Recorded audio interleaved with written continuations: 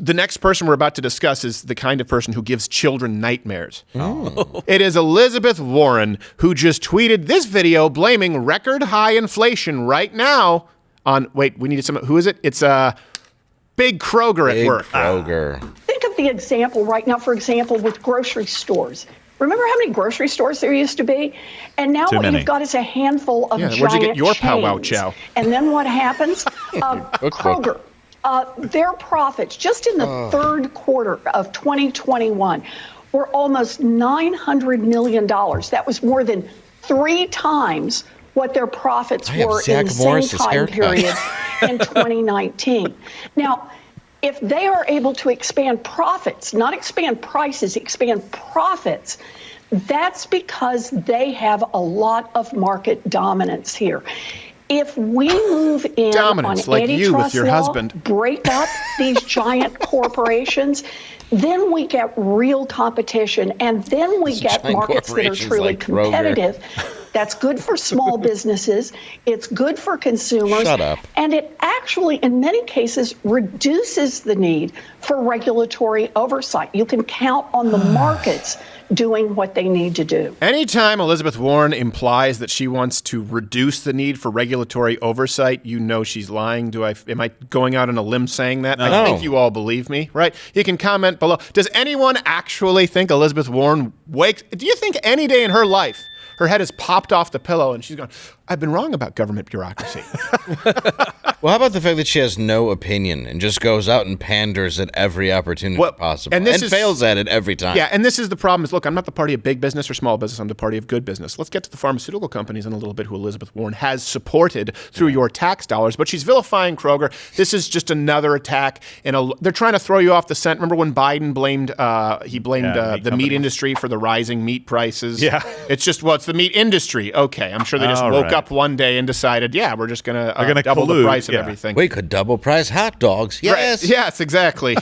It's 7% year-over-year inflation in December here, the most in 40 years. Yeah, that just came out yesterday. Right. The most since 1982. By the way, do you remember what happened in 1982 when we were going from the Georgia peanut farmer to Ronald Reagan? Yeah, the price for money was like 18% for a home loan. So you guys that are crapping on a 3%, think about 18%. I thought you were going to say that they were wearing fewer sweaters in the White House. Well, they probably were. Now, grocery store food prices, they went up by 6.5% over the last 12 months, okay?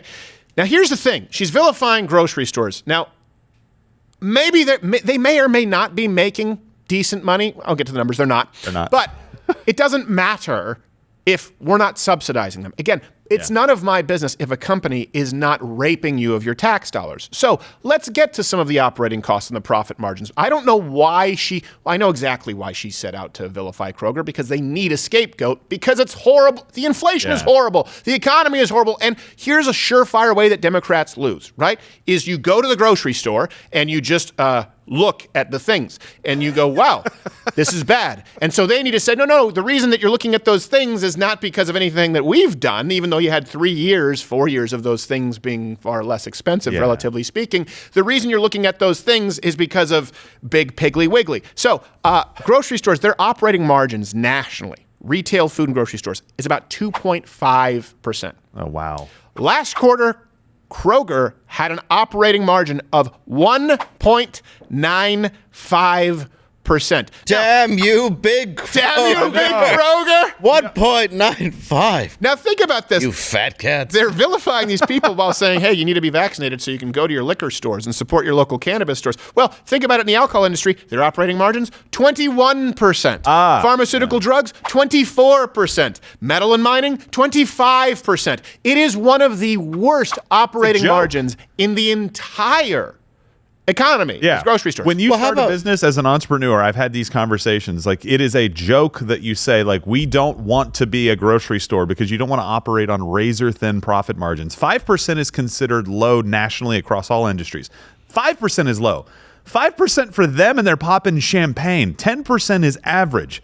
So I don't know. What do you want? They're 80% below the average. What else do you want? I'm sorry that they made $900 million. 82%. 82. I want them 82% below. I want to reach. It's always more, Steven. I want to reach herd poverty.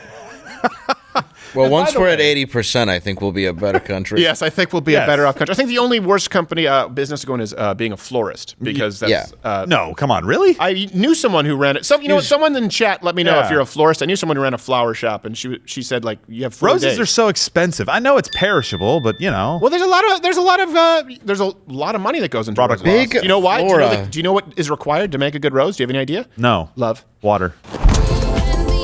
Watch Louder with Crowder live, Monday through Thursday, 10 a.m. Eastern.